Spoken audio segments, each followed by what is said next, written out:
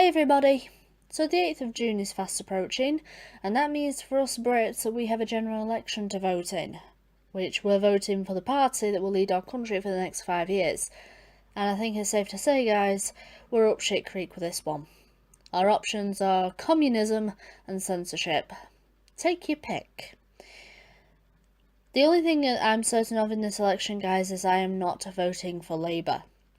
I don't like the policies that are in the manifesto, and I don't trust Jeremy Corbyn as far as I could throw him, even with a 10-foot barge pole. So yeah, that's my opinion of him. But Viper, I hear you say, why are you talking about politics? Now that's true, I am rather stupid when it comes to politics, though I'm rather stupid when it comes to most things. But I saw this, and I wanted to respond to it, and it just pertained to politics. So let's crack on with this video. Now, throughout the election campaign, we're taking a look at some of the smaller parties hoping to make gains at the ballot box. Today, we're looking at the Women's Equality Party, who are currently fielding 7 candidates. I actually like this idea. It gives smaller parties a chance to have their say and allow members of the public to hear their policies, since they might be drowned out by the 3 bigger parties, Labour, Conservatives and the Liberal Democrats. While they won't be able to win the election outright, it does give them a chance to win a few more seats in the UK government. Unfortunately, it's the Feminist Party, one which seems a bit pointless to have. The Women's Equality Party was founded in 2015. It has 45,500 Twitter followers. Why would this be important to politics? Does having so many followers on Twitter give the party more political clout? If so, then let's look at the 3 major parties. Labour Party has 438k, Conservatives have 262k, and the Liberal Democrats have 187k. So by that logic, Labour would have more power in government. Or is the simplest solution that you needed to fill a box on that graphic and they didn't have another policy that you could fill it with? They're calling for equality in politics, business and on executive boards through gender quotas. The problem with gender or even racial quotas is that it forces the employer to promote or hire based on your gender or what skin colour you have, overlooking merit and talent or hard work someone else might have put forward, especially when their business faces fines if they don't comply or do not have enough people to fill that quota. They want to close the gender pay gap, saying that women earn 52% of what men do each year. Wage gap is not real. It's an earnings gap, not a wage gap. Okay? We good? Fucking wage gap. They're calling for equal maternity and paternity leave. I will admit, I like this idea. It is important for children to create strong bonds with both parents in the early years, so having maternity and paternity leave as equal is a good idea. How this will affect the economy, I don't know. I'm not an economist. I'm too stupid for that. But good idea. And they want to see gender stereotypes challenged more in education. Just let children be children. Let them grow up. Let them experience things by themselves.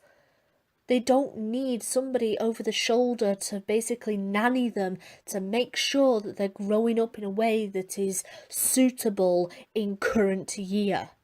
And we're joined now from Leeds by their leader, Sophie Walker. Sophie, welcome to the Daily Politics. Hello. What is it exactly that you're pushing for that women in politics aren't already tackling? We have women's select committees, ministers, women's issues are debated, talked about.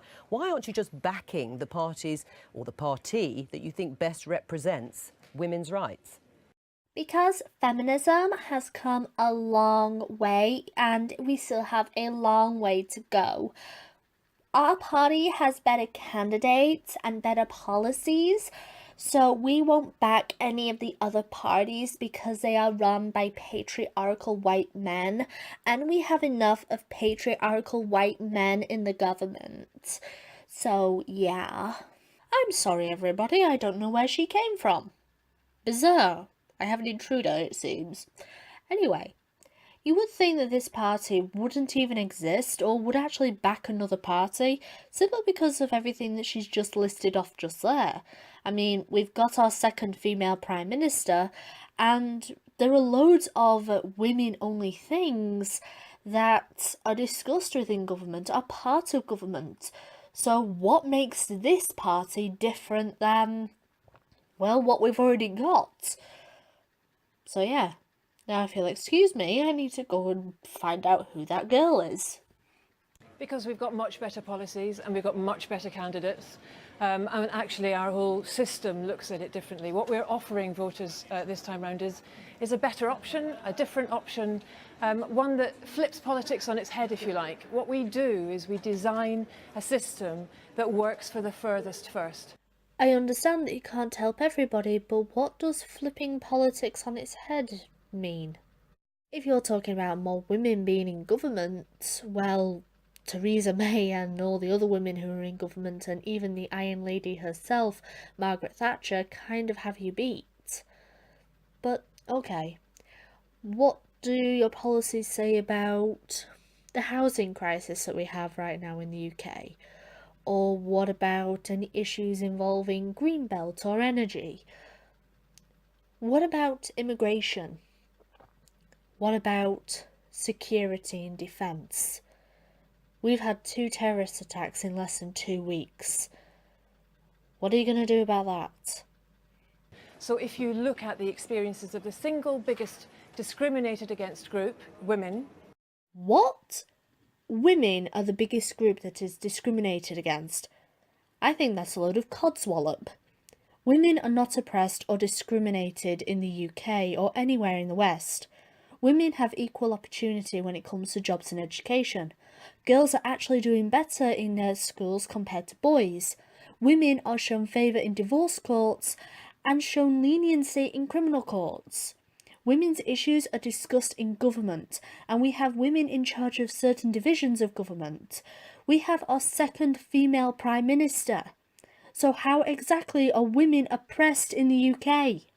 In all of our diversity, then you actually create a political system and policies that work better for everyone. Do you not think, though, that some of the existing politicians, I mean, of course, we can name the leaders of various parties at the moment, Prime Minister Leanne Wood, Nicola Sturgeon, Caroline Lucas, we've just had on the programme. I mean, they are doing quite well in of themselves, and are they not promoting from within the system the change that you want?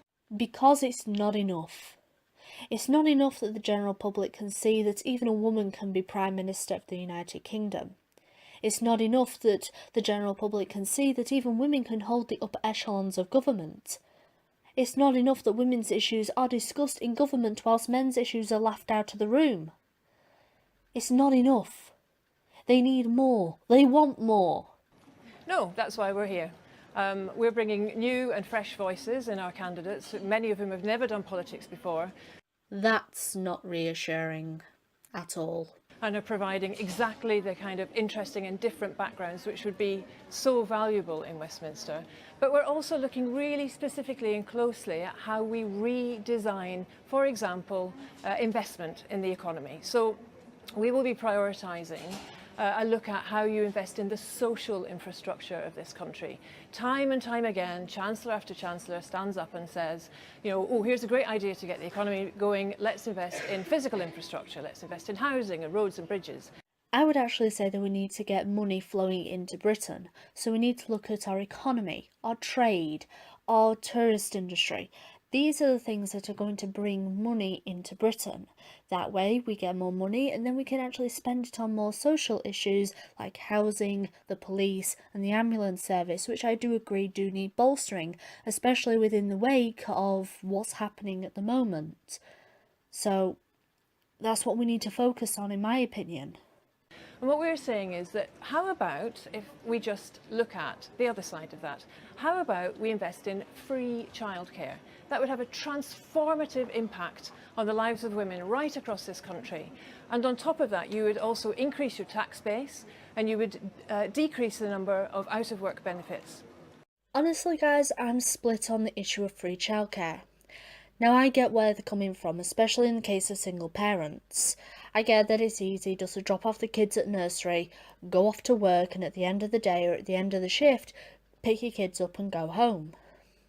But it's also bad for the kids if they're left there all day, and it's also bad for the childcare workers that are also there. But I'm also of the opinion that there should be competition between the childcare services.